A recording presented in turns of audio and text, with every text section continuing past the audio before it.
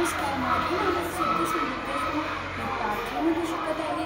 माझ्या शाळेचे नाव जिल्हा परिषद माध्यमिक शाळा पाटणगाव असे आहे व माझ्या घरचे नाव जिल्हा परिषद माध्यमिक शाळा असे आहे. माझ्या शाळेमध्ये विविध उपक्रम राबवण्यात येतात. त्यातलाच हा उपक्रम, या उपक्रमाचे नाव आहे शालेय वाचनालय. आमच्या वाचनालयामध्ये सुंदर सुंदर पुस्तके आहेत. विविध कलाकारांची, शास्त्रज्ञांची व इतर गोष्टींची पुस्तके आहेत. पुस्तकाचे नाव आहे महात्मा गांधी. या पुस्तकाचे लेखक आहेत विद्याधर सदावर्ते व या पुस्तकाची किंमत आहे 20 रुपये. आणि या पुस्तकामध्ये सुंदर सुंदर माहिती दिलेली आहे. ही माहिती महात्मा गांधींच्या जीवनाधारावर दिलेली आहे. तर या पुस्तकात इतर गोष्टी आहेत. या पुस्तकामध्ये खूप साऱ्या गोष्टी आहेत. तर त्याची पहिली गोष्ट म्हणजे नेहमी खरे बोलणारा मोहन. नेहमी खरे बोलणारा मोहन. मोहन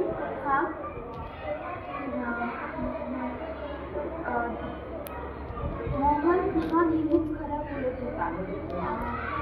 एक दिवस एका संध्याकाळी मोहन घरी आला आणि त्याच्या आईने त्याला विचारले, तू काल दुपारी कुठे होता? तो म्हणाला, मी मंदिरात होतो. त्याची आई म्हणाली की तू काल दुपारी कुठे होता? तो म्हणाला, त्याची आई म्हणाली की मंदिरात होता ना. मोहन म्हणाला, हो.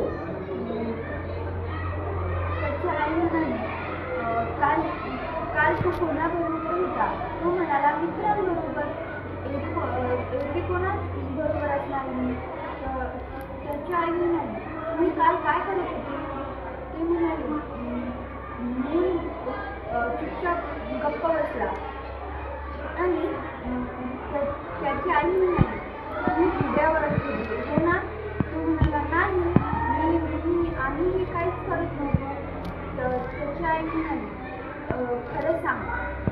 मोहन तरीही तो उद्याला तयार नव्हता.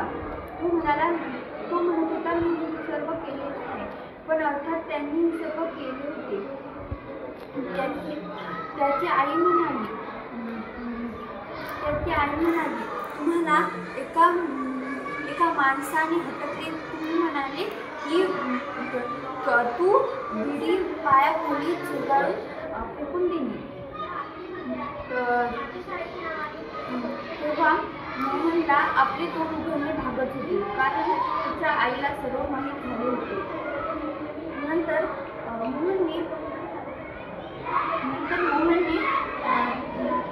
मोहनने तिला वाटले की तरी पण आपण एकदा प्रयत्न करू, आईला खोटे पटवून जायचा प्रयत्न करू. पण त्याची आईला सर्व माहीत असल्याने तो काहीच करू शकला नाही. आणि तो त्याच्या आईला जितका भीत होता, त्याच्या दुप्पट तो त्याच्या बाप्पाला भीत होता.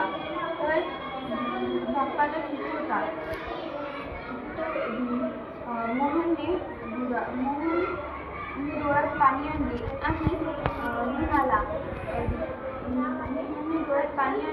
आणि आईच्या गळ्यात धरून जोरजोराने रडू लागला. तो म्हणाला, आई माझ्याकडून चूक झाली. यापुढे मी कधीही खोटे बोलणार नाही. तू फक्त बाप्पाला सांगू नको. त्याची आई म्हणाली. त्याच्या आईने त्याला पोटाशी घेतले आणि म्हणाले, बाळा, आपल्या घराण्यात कोणीच खोटे बोलले नाही. सर्व आतापर्यंतचे तीन मोठे लोक होते ते नेहमी खरे बोलत आलेले आहेत. म्हणून तू खोटे बोलू नको. जर तू खोटे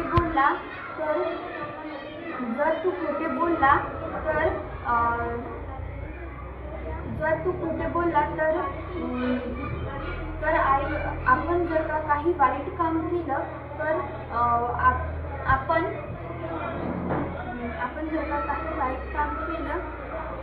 तर आई वडिलांच्या कामाला डाग लागतो म्हणून आई वडिलांचे नाव खराब होते. तेव्हापासून मोहनने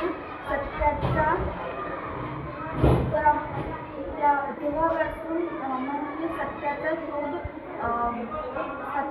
सत्याचा आग्रह केला आणि कधीही जीवनात खोटे बोलला नाही.